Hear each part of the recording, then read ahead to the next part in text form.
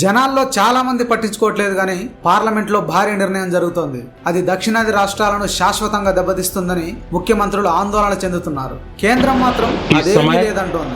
మరి ఇందులో ఎవరిది నిజం? అసలు ఏం జరుగుతోంది?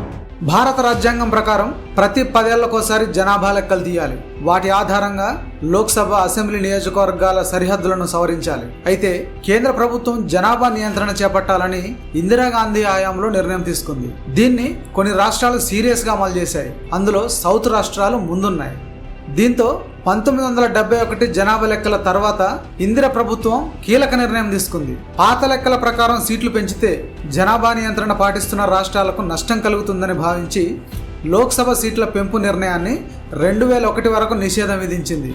ఈ నిర్ణయం ఉద్దేశం ఏంటంటే అప్పటిలోగా అన్ని రాష్ట్రాల్లో జనాభా సమతూకం అవుతుందని భావించారు. కానీ అది జరగలేదు. దీంతో 2002లో వాజ్పేయి ప్రభుత్వం కూడా ఈ గడువును పెంచాలని డిసైడ్ చేసింది. ఇప్పుడు ఆ గడువు ముగుస్తోంది. దీంతో లోక్సభ సీట్లు పెంచేందుకే సిద్ధమైంది మోడీ సర్కార్.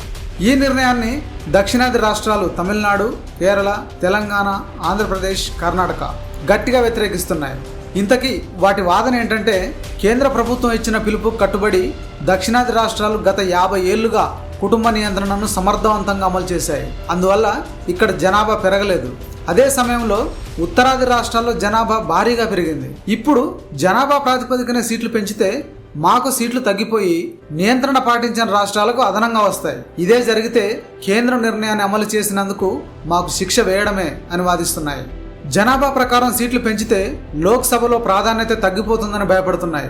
ఉదాహరణకు కొత్త లెక్కల ప్రకారం ఉత్తరప్రదేశ్కు 90కి పైగా సీట్లు పెరిగే అవకాశం ఉందని అంచనా. అదే సమయంలో కేరళ, తమిళనాడు వంటి రాష్ట్రాల సీట్లు ఉన్నవాటికంటే తగ్గే ప్రమాదం ఉందని వాదన. ఇదే జరిగితే కేంద్రంలో ఎవరు అధికారం చేపట్టాలో కేవలం ఉత్తరాది రాష్ట్రాలే డిసైడ్ చేస్తాయని ఆందోళన చెందుతున్నాయి. అంతేకాదు నిధుల పంపిణీ అంశాన్ని కూడా ఎత్తి చూపుతున్నాయి. రాష్ట్రాలన్నీ పన్నుల రూపంలో కేంద్రానికి ముందుగా డబ్బు చెల్లిస్తాయి. తిరిగి కేంద్రం వచ్చిన ఆదాయాన్ని బట్టి రాష్ట్రాలకు పంచుతుంది.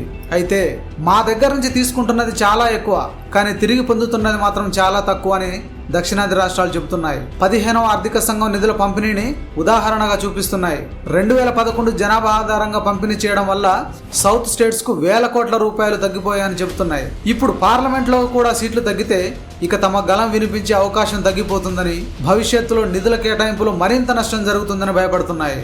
అధికారం, ఆర్థిక అంశాలతో పాటు భాష, సంస్కృతి పరమైన భయాన్ని కూడా తమిళనాడు వంటి రాష్ట్రాలు వ్యక్తం చేస్తున్నాయి. ఉత్తరాది రాష్ట్రాల ఆధిపత్యం పెరిగితే హిందీ భాషను బలవంతంగా రుద్దుతారని, తమ ప్రాంతీయ అస్తిత్వం దెబ్బతింటుందని తమిళనాడు సీఎం నేరుగానే అంటున్నారు. అంతేకాదు 1960 నాటి హిందీ వ్యతిరేక ఉద్యమం మళ్లీ పుడుతుందని హెచ్చరిస్తున్నారు. కావాలనే మహిళా రిజర్వేషన్ బిల్లుకు లింకు చేసి దాని చాటున ఈ నియోజకవర్గాల పునర్విభజన జరుపుతున్నారని చెబుతున్నారు. అయితే కేంద్రం మాత్రం వీటిని కొట్టిపారేస్తోంది.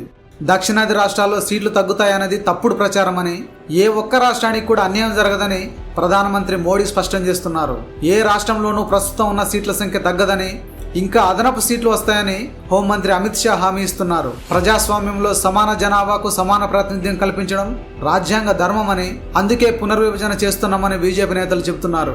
ఈ నేపథ్యంలో విశ్లేషకులు, మేధావులు కొన్ని సూచనలు చేస్తున్నారు. కేవలం జనాభాను లెక్కలోకి తీసుకుంటే ఇబ్బందులు వస్తున్న నేపథ్యంలో జనాభాను మాత్రమే కాకుండా రాష్ట్రాల ఆర్థిక అభివృద్ధి, అక్షరాస్యత, తలసరి ఆదాయం వంటి అంశాలకు కూడా వెయిటేజ్ ఇవ్వాలని సూచిస్తున్నారు. దీనివల్ల అన్ని రాష్ట్రాలు అభివృద్ధి కోసం పోటీ పడతాయని, దాంతో దేశం అభివృద్ధి వైపు నడుస్తుందని చెబుతున్నారు. అలా కాకుండా కేవలం జనాభాను లెక్కిస్తే తమ శ్రమకు గుర్తింపు లేదని రాష్ట్రాలు భావించే ప్రమాదం ఉందని చెబుతున్నారు. దీంతో పాటు మరో కీలకమైన సూచన కూడా చేస్తున్నారు.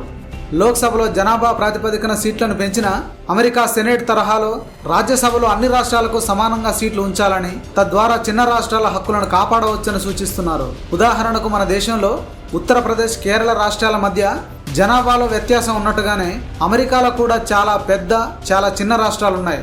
ఈ నేపథ్యంలో అక్కడ అన్ని రాష్ట్రాల ప్రాధాన్యతను కాపాడే ఉద్దేశంతో ఒక కీలక నిర్ణయం తీసుకున్నారు. అదేంటంటే అత్యధిక జనాభా కలిగిన కాలిఫోర్నియా నుంచి సెనెట్లో 2 సెనేటర్లు ఉంటారు. అదేవిధంగా అతి తక్కువ జనాభా ఉన్న వ్యోమింగ్ నుంచి కూడా 2 సెనేటర్లు ఉంటారు. అలా అన్ని రాష్ట్రాలకు సమాన ప్రాతినిధ్యం వహించే విధంగా చూశారు.